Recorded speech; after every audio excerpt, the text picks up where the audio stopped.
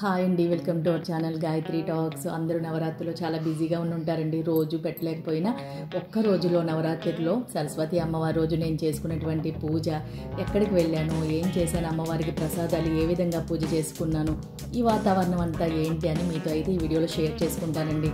ఆదివారం చిన్న పనుండి తనకైతే వెళ్ళడం జరిగిందండి. తేతల నుంచి లోపల మేము సచ్చివాడ అనేటువంటి ఊరికి వెళ్ళడం అయితే జరిగింది. అసలు లోపల నేనైతే ఇక్కడే ఇన్ని సంవత్సరాలు ఉన్నా కూడా ఈ రూట్లో ఎప్పుడూ ప్రయాణించలేదండి. ఎంత పచ్చగా ఉందంటే మనసుకి అంత హాయిగా ఉందన్నమాట. ఎటు చూసినా చుట్టూ పచ్చదనం అనమాట. మధ్యలో చిన్న రూటు, ఒక పక్కనేమో చిన్న పంట కాలువలు.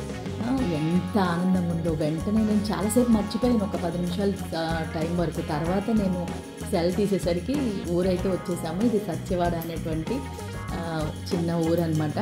చిన్న పని మీద వెళ్తూ ఈ బాగుంది చుట్టూ అట్మాస్ఫియర్ అని చెప్పి చిన్నగా అయితే కనుక నేను షూట్ చేసుకున్నాను అనమాట. సోమవారం నాడు సరస్వతి దేవతని ఇన్ని రోజులు ఏమి పూజ చేస్తూ కూడా ఏమి తీయలేకపోతున్నాను కదా, నేను చేసేటువంటి పూజ మీకు చూపించాలని చిన్నగా అయితే కనుక నేనైతే తీయడం జరిగిందండి. ఉదయమే లెగుద్దాం అనుకున్నాను. ముందు రోజు ప్రయాణం వల్ల అలసిపోయి తెల్లవారుజాము లెగలేపోయాను అనమాట. ఆ రోజు అలారం కట్టేసి మళ్ళీ పడుకున్నాను. ఇంకా సర్లే, లేట్ అయితే అలాగ అయింది, ఇంకా అమ్మవారికి పూజ చేసుకుందామని చెప్పి స్నానం అన్నీ అయిపోయిన తర్వాత ముందు తులసమ్మని శుభ్రంగా కడిగేద్దామని చెప్పి, అప్పటికి ఒక 7 రోజులు అయిపోయింది కదండి, బయట దుమ్ము అయ్యి పని వల్ల ఉందని చెప్పి తులసమ్మని అయితే ముందు శుభ్రంగా నీట్గా అవన్నీ కడిగేసి అక్కడ ముగ్గులు అవన్నీ ఏర్పాటు చేద్దామని చెప్పి రెడీ చేశాను. ఈలోగా పొయ్యి మీద ప్రసాదం అవి కూడా రెడీ చేద్దామని చెప్పి బియ్యం కూడా పరమాన్నానికి, క్షీరాన్నానికి బియ్యం అవి కూడా నానబెట్టానండి. అమ్మవారికి ఎప్పుడు నేను మామూలుగా మట్టి అనిపించినా కూడా ఇలా ఈ విధంగానే మనం స్నానం చేయించినట్టుగా అమ్మవారికి అలా పైనుంచి శుభ్రంగా కడిగేసి చక్కగా బొట్లు అవన్నీ పెట్టేసి మళ్ళీ తర్వాత మిగతా పూజ ఎంత చేస్తానండి. నా మనసుకి ఎలా ఉంటే అలా తప్ప ఈ రోజు కడగకూడదు, ఆ రోజు కడగకూడదు అని నేను అయితే ఉండగా. ఎందుకంటే ఎప్పుడు నిత్యం చూస్తూ ఉంటాం కదా, ఎంత శుభ్రంగా ఉంటే మనసుకి నాకైతే కనుక అంత ప్రశాంతంగా ఉంటుంది. ముందు రోజు ఊరెళ్ళాం కదండి సచివాలయంలోంచి. మా అమ్మాయిల అత్తగారు అయితే పూలు ఇచ్చారనమాట. బోల్ పూలు, మందార పూలు, కనకాంబరాలు. వాళ్ళకి నేల మంచిదేమో, ఎన్ని పూలు పూసినవి అసలు అనమాట. ఇంకా నేను పైన అయితే మాకు అస్సలు పువ్వులు పూయలేదు, నేను కొనుక్కున్న పూలు ఈ పూలు అనమాట. అన్నీ రెడీ చేసి పెట్టుకొని మందిరం దగ్గర లోపల కూడా శుభ్రం చేసి ఉంచాను అనమాట. ఈలో పరమన్నం పెట్టేసాను అనుకోండి. నేను దేవుడి దగ్గర అన్నీ సర్దుకునేటప్పుడు క్షీరాన్నం అయితే ఉడికిపోతుంది కదా. నేనైతే ప్రత్యేకంగా మీకు చాలాసార్లు చూపించాను. లేట్ కావాలంటే ఇత్తడి గిన్నెలో వండుతాను, కానీ తొందరగా అయిపోవాలంటే కనుక ప్రసాదాల కోసమని ఒక కుక్కర్ కొనుక్కునండి, దాంట్లో పెట్టేస్తాను. చాలా ఈజీగా క్విక్గా అయిపోతుంది రాని వాళ్ళకి కూడాను. ఈలోగా మాల ఒకటి కట్టుకోవాలి పూలకి, అంటే విరజాజుల మాల కాకుండా ఎలాగో కనకాంబరాలు ఉన్నాయి కదండి, అవి అమ్మవారికి దండకట్టు వేద్దాం ఈరోజు, పూలు ఉన్నాయి కాబట్టి అని చెప్పి అనుకున్నాను. అందుకని ప్రసాదానికైతే కనుక ముందు అవన్నీ రెడీ చేసేసి పూలన్నీ పెట్టేసి, ప్రసాదం గిన్నె మీరు చూశారు కదా ఇత్తడిది, అది మా మేనగోళ్ళ అత్తగారికి షష్ఠి పూర్తయినప్పుడు పంచారండి. ఎప్పటి నుంచో పెడదాం అనుకున్నా, అలా లోపలే ఉంది. మొన్న ఏదో సామాన్లు తీస్తున్నప్పుడు దొరికిందనమాట. ఎంత బాగుందో బుజ్జిముండ చిన్న గిన్నె, చూశారు కదా. ప్రసాదం అయితే ఈలోగా నేను అక్కడ చిన్నగా సర్దుతూనే ఉన్నాను. చిన్న కుక్కర్ కదండి, వెంటనే అయిపోయింది. బెల్లం అవన్నీ వేసేసి నెయ్యి ఇలా ఉడుకుతున్నప్పుడు కూడా నేను కొంచెం వేస్తానండి. జీడిపప్పు లేపిన తర్వాత వేసిన అప్పుడు ఏంటంటే క్షీరాన్నం మనకి మంచి టేస్ట్గా ఉంటుంది. నిండగా అలా ఉంటే ఇంతవరకు అయితే అలా కుక్కర్తోనే పెట్టేసిదండి, ఎక్కువగా ముందు పెట్టాలంటే ఫస్ట్లో. కానీ ఇప్పుడైతే కనుక వెండి గిన్నెలో తీసి తులసమ్మ దగ్గర, దేవుడి దగ్గర విడివిడిగా పెట్టుకుంటున్నాను అనమాట. సరే అయిపోయింది, మొత్తం సర్దాలి కదా అని చెప్పని ఇంకాలో మా వారైతే కనుక రెడీ అయిపోతున్నారు షాప్కి. ఇంకా పిల్లలైతే కనుక ఎవరు లేరు, చిన్నది అక్కడే ఉంది కదండి. మనవరాలు అయితే వచ్చింది, బయట కూర్చుందనమాట. నేను ఈలోగా పూలు అయితే కట్టేసుకుంటున్నాను. అమ్మవారికి సరిపడా ఎంత హైట్ ఉంటుందో ఏంటో చూసి కొంచెం వెడల్పది చూసుకుంటున్నాను అనమాట. ఈరోజు సరస్వతి అవతారం కదండి, పిల్లలకి ఆటంకం వచ్చింది, చేయడానికి కుదరదు అని చెప్పి నేనే చేద్దాము పూజ అమ్మవారికి అని చెప్పి నా దగ్గర నేను అప్పుడు నేపాల్ వెళ్ళినప్పుడు తెచ్చుకున్నాండి. అంటే అంగుష్ట మాత్రం మీకు చూపిస్తే కూడా కనబడుతుందో లేదో నాకు తెలియదు. సుబ్రహ్మణ్య స్వామి, లక్ష్మీదేవి, సరస్వతి అమ్మవారు, తర్వాత దత్తాత్రేయుల వారు, ఏనుగులు, ఇవన్నీ కూడా ప్లేట్లో పెట్టి ఎప్పుడు కూడా చూపిస్తూ ఉంటాను కదా. ఆ అమ్మవారికి చిన్నగా పూజ అవన్నీ చేసి, మామూలుగా అయితే అమ్మవారి పాదాల దగ్గరే నేను కుంకుమ పూజ చేస్తూ ఉంటాను. ఈరోజు ఆ సరస్వతి అమ్మవారికి చక్కగా చిన్నగా అభిషేకం చేసి అమ్మవారికి ఇప్పుడు అదే నేను చేస్తున్నాను. చిన్న వస్త్రం, అంగుష్ట మాత్రంగా ఉంటారు అమ్మవారు. ఆ మాత్రానికి నేను ఏం అలంకరణ చేయగలనమ్మా, నేను ఇంతే చేయగలను అని చెప్పాను. మీకు తెలుసో తెలీదో, పూజ చేస్తున్నంతసేపు మీకు వీడియో చూపించాలన్నా ఏమైనా చేయాలన్నా అంటే అది నా వల్ల కాదండి. ఎందుకంటే నా మనసు పక్కకు వెళ్ళిపోతుంది. అది వీడియో వస్తుందో లేకపోతే ఎలా వస్తుందో ఏంటో అని చెప్పి ఉండదు. అందుకని నేను మ్యాక్సిమం అసలు చూపించడానికి ఇష్టపడను. నా పూజ అంతా అయిపోయిన తర్వాత మీకు ఒక్క నిమిషమో ఎంతో కదా నేను వీడియో తీసి పెట్టడానికి ఇష్టపడతాను. ఈరోజు చేయడానికి మీకు చూపించడానికి కారణం ఏంటంటే, మనం ఎప్పుడైనా పూజ చేస్తూ ఉంటాం, మనకి అమ్మవారికే కాదు ఏ స్వామి వారికైనా సరే 16 ఉపచారాలు చేస్తాం. మనలో చాలామంది అంటారు మేము స్తోత్రాలు చదువుతామండి, లేదా లలితా సహస్రనామ పారాయణ చేస్తాము, మా మనసు అక్కడ నిలవట్లేదు, ఏదో ఒక 5 నిమిషాలు 10 నిమిషాలు ఉంటుంది, లేకపోతే ఎప్పుడైపోతుందా అనిపిస్తుంది, ఏం చేయాలని చెప్పి చాలామంది అడుగుతారు. ఎవరికైనా అలాగే ఉంటుందండి. మన నిమిషం ఖాళీ ఉంటే మన మనసు ఎన్నో వందల ఆలోచనలు ఒకదాని వెంట ఒకటి వస్తూనే ఉంటాయి. మనం చేయాల్సింది ఏంటో తెలుసా?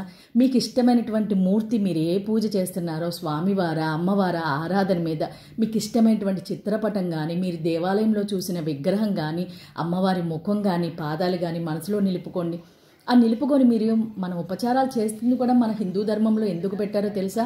16 ఉపచారాలు. అమ్మవారిని ఆహ్వానిస్తాము, సింహాసనం మీద కూర్చోపెడతాము, అర్ఘ్యం ఇస్తాము, పాదాలు కడుగుతాము, తర్వాత అభిషేకం చేస్తాము, వస్త్రము, గంధము, నైవేద్యము, పుష్పము, ఇలా ధూపము, ఇవన్నీ ఇవ్వడానికి కారణం ఒక చోట కాకపోయినా ఇంకొక చోటైనా మన మనసు అమ్మవారి పాదాల దగ్గర లగ్నమవుతుందని. అది ఏ స్వామి అయినా సరే ఇలాగా మనం నిరంతరం అభ్యాసం చేస్తూ ఉన్నట్లయితే కనుక ఎక్కడో ఒక చోట, అంటే ఒక 5 నిమిషాలు లగ్నమయ్యే చోట 10 నిమిషాలు, 10 నిమిషాలు, 15 నిమిషాలు, అలా మీ మనసు టైం పెరుగుతున్న కొలది పూర్తిగా లగ్నం చేయగలిగేటువంటి స్థాయికి ఖచ్చితంగా చేరుతారు. కావలసిందల్లా మీ మనసులో దృఢ సంకల్పం. అమ్మా నేను ఇలా నిలపలేకపోతున్నాను, నన్ను ఏం చేయమంటావని చెప్పని ఈ విధంగా ప్రయత్నించి చూడండి. ఖచ్చితంగా మనకి ఇన్ని ఉపచారాలు పెట్టిందే స్వామి. అందుకు మనకి పురాణాలు చదవటానికి టైం ఉండదు, తర్వాత తెలుసుకోవడానికి ఆధ్యాత్మిక విషయాలు తెలుసుకోవడానికి కానీ టైం ఉండదు. కానీ ఇలాంటి డౌట్లు మాత్రం కొన్ని వేల మనకి వస్తూనే ఉంటాయి. ఏది చేసినా తప్పు అనుకుంటాం, అలా చేయకూడదు, ఇలా చేయకూడదు, బయట చెప్పిన వాళ్ళ మాటలు వింటూ ఉంటాం. ఇవన్నీ కాదండి, మీ మనసు ముఖ్యం. మీరు ఎంతసేపు పూజ చేశారని టైం కూడా ముఖ్యం కాదు. 5 నిమిషాలు చేసినా అందులో మీ మనస్సు ఆ స్వామి కానీ అమ్మవారి పాదాల మీద ఎంత లగ్నం చేశారు, ఎంత ప్రేమగా పూజ చేశారు, అమ్మ గురించి ఎంత ప్రేమగా ప్రసాదం వండారు, అంతే ప్రేమతో పంచిపెట్టారా, లేదా పూజని అమ్మవారికి చేసే ఏ సేవ అయినా మనసు పూర్తిగా ఆనందంగా చేస్తే అమ్మవారు తప్పకుండా స్వీకరిస్తారండి. ఈ చిన్న విషయం చెప్పడానికే మీకు ఈరోజు నేను పూజ చేసినప్పుడు ఈ వీడియో అయితే తీయడం జరిగింది. నేనైతే గనక ఎన్నో సంవత్సరాల సాధన తర్వాత ఖచ్చితంగా అమ్మవారి సహస్రనామం చదివినా ఏం చదివినా కళ్ళు మూసుకొని అమ్మవారి పాదాలను కడుగుతున్నట్టు, ఆవిడికి పారాని రాస్తున్నట్టు, పూజలతో రకరకాల పూజలతో పుష్పార్చన చేస్తున్నట్టు ఇలా ఊహించుకొని భావనా మాత్రాన సంతుష్టం చెందేటువంటి అమ్మవారి కోసం మనం ఈ విధంగా పూజ చేస్తే అమ్మ ఖచ్చితంగా స్వీకరిస్తుందండి. ఇది నేను అనుభవంతో చెప్తున్నాను, నేను నిలపగలిగాను కాబట్టి మీకైతే నేను చెప్పగలుగుతున్నానండి. పూజ అంతా అయింది. పిల్లలకి అయితే కనుక పెద్ద పాపకి టిఫిన్ అంతా వేసి ఇచ్చాను. తర్వాత నేను వంటది స్పీడ్గా పూర్తి చేసేస్తే పక్కన ఉన్నటువంటి సర్వమంగళ అమ్మవారి దేవాలయానికి అయితే వెళ్దాం అనుకుంటున్నానండి. అందుకనే ఈరోజైతే కనుక తోటకూర వేపుడు ఉన్ను మజ్జిగ చారు పెట్టానండి. ఇంకా గబగబా ఇంకా ఆలస్యం చేయట్లా. నేను చూస్తుంటేనే మీకు వీడియోలో అర్థమవుతూ ఉంటుంది నేను ఎంత ఫాస్ట్గా చేశాను. ఇంకా ఈ 2 స్టవ్ల మీద అయితే అవ్వట్లేదు, కానీ అదే 4 స్టవ్ల మీద అయితే కనుక అన్నీ రెడీ చేసుకొని పటాపట్మని చాలా తొందరగానే చేసేస్తాను. కొంచెం పోపులు అవన్నీ వేసేసి పక్కనైతే కనుక తోటకూర వేపుడికి తాలింపు పెట్టి మజ్జిగ చారుకు కూడా పోపులు అవన్నీ వేసేసానండి. ఎందుకంటే కొంచెం లేటుగా లెగడం వల్ల ప్రతి పని కూడా పోస్ట్ పోన్ అవుతూ ఉందన్నమాట. చెప్పాను కదా చాలాసార్లు మీకు వీడియోలో, మా ఇంటికి సమీపంలోనే సర్వమంగళ అమ్మవారి ఆలయం ఉంటుంది. చాలా అద్భుతంగా చేస్తారు అయ్యవార్లు పూజలను. అమ్మవారికి కుంకుమార్చన కానీ సేవలు కానీ ఎవరు వెళ్ళినా అండి, అసలు మనం అమ్మవారిని చూస్తుంటే ఆ మూర్తి నుంచి మనం కళ్ళు పక్కకు తిప్పుకోలేమండి.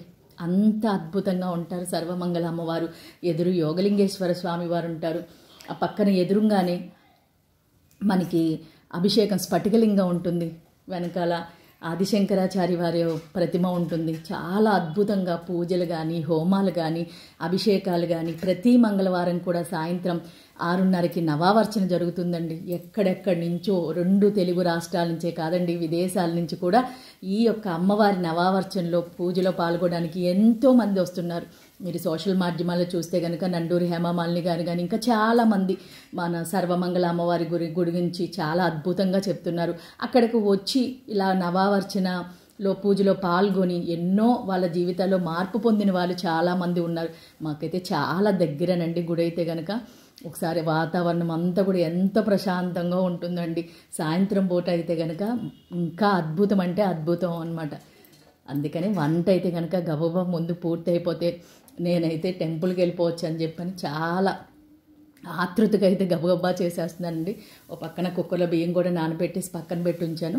ఆ పని కూడా అయిపోతే ఇక మనమైతే కనుక టెంపుల్కి వెళ్ళి అమ్మవారిని మనసు నిండా చూసి హాయిగా నమస్కరించుకొని, నేనైతే ఏ దేవాలయానికి వెళ్ళినా కూడా ఎప్పుడు కూడా కోరికలు అనేది కోరుకునేదే లేదండి. అలా చూస్తూ నా యొక్క మనస్సుని ఎప్పుడూ కూడా ఆ పాదాల దగ్గర నుంచి దూరంగా వెళ్ళొద్దమ్మా అని చెప్పి మాత్రమే నమస్కరిస్తాను. చూసారా అమ్మవారు తెలుపు వర్ణం ఆ చీరలో మా చేతిలో వీణ పట్టుకొని ఎంత అందంగా ఉన్నారో.